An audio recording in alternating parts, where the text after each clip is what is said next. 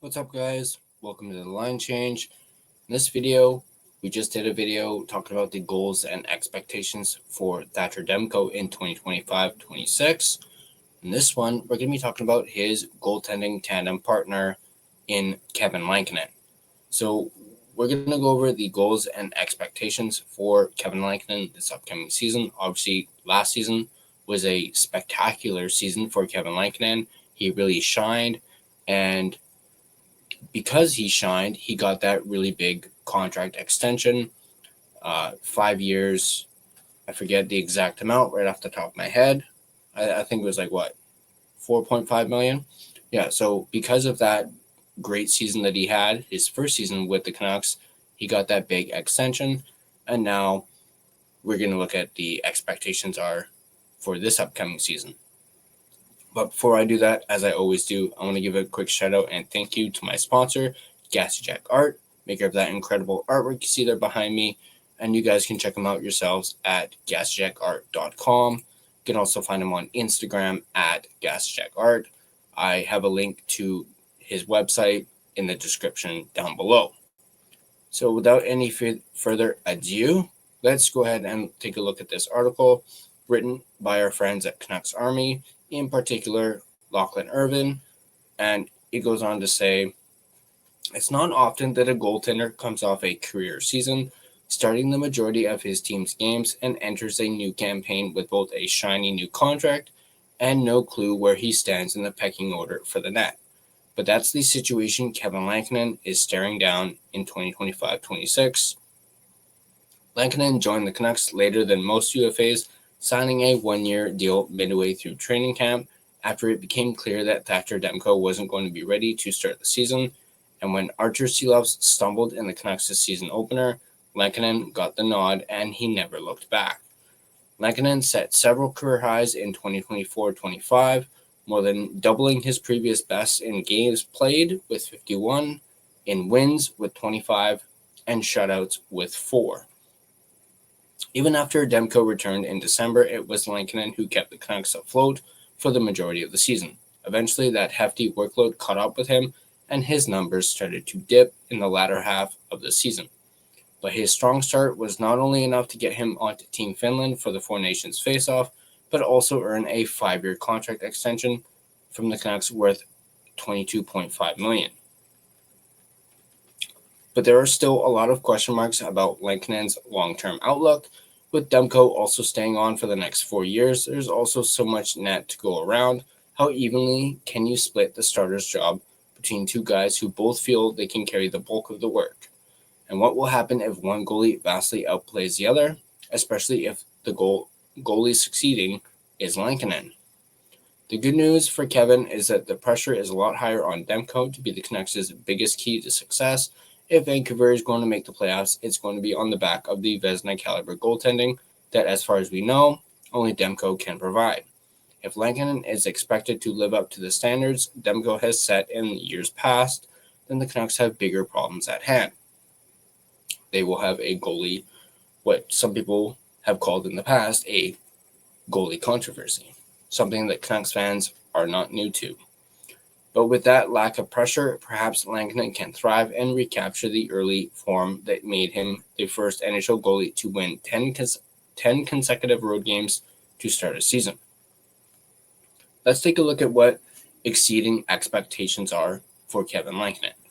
Lankinen wins the starting job from Thatcher Demko, dominating in his starts, and turns into a bona fide number one for a playoff-bound Canucks team.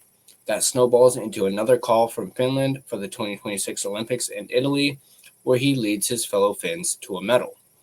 Is this a long shot? For sure, but not an outright impossibility. The concept that Lankinen takes the lessons of playing 50-plus games last year and assimilates to that playing schedule in 2025-26 is certainly doable. Whether or not he'll even get that opportunity is the real X factor. Let's take a look at what meeting expectations are for Kevin Lankinen. Lankinen plays the 1B role to a T, well enough to win a fair number of games for the Canucks, but not spectacularly enough to usurp Demko's spot as the number one goalie come playoff time. By all accounts, this is the most likely scenario out of the three, especially if everything goes the way the Canucks are expecting them. Lankinen's own expectations are going to be higher, especially so soon after signing that 5-year contract, but management's decision to extend Demko a year out and trading AHL playoff MVP Artur Silovs to Pittsburgh as a result might be an admittance of early buyer's remorse, but Lankinen will have the time he needs to assuage those concerns. Let's take a look at what below expectations would look like for Kevin Lankinen. Lankinen struggles to recapture his form from the first half of 2024-25 and underperforms in the few starts he does get backing up Demko. This would not only put the Canucks in a position where they can only trust one goalie to win games, but they'll also have a goalie with more term than their starter that they likely need to find a replacement for. And the odds of finding a good deal for a backup with 4 years of term are pretty darn slim. Needless to say, meeting expectations is going to be crucial for Lankinen and the Canucks going forward. Even if he can't be the all of the starter he was last season, Lankinen has the tools to be an above-average 1B option and then some. And if he's able to build off the momentum, it will just benefit him. It'll be better for Demko and the goalie tandem's success as a whole. A rising tide lifts all ships. So that is the article on the goals and expectations for Kevin Lankinen in 2025-26. Let me know in the comment section down below what your goals and expectations are for Kevin Lankinen this upcoming season.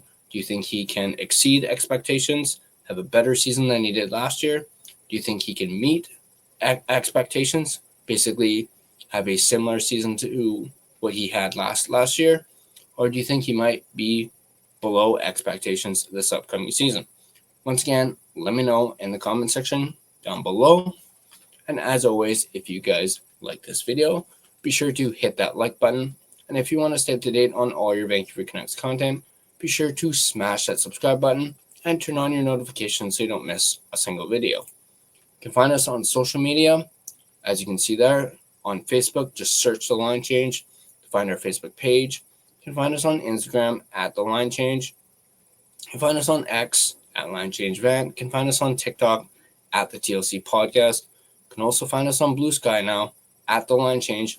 Feel free to give us a follow on all of our social media platforms. If you prefer an audio version of this podcast, you can find us on both Spotify and Apple Podcasts.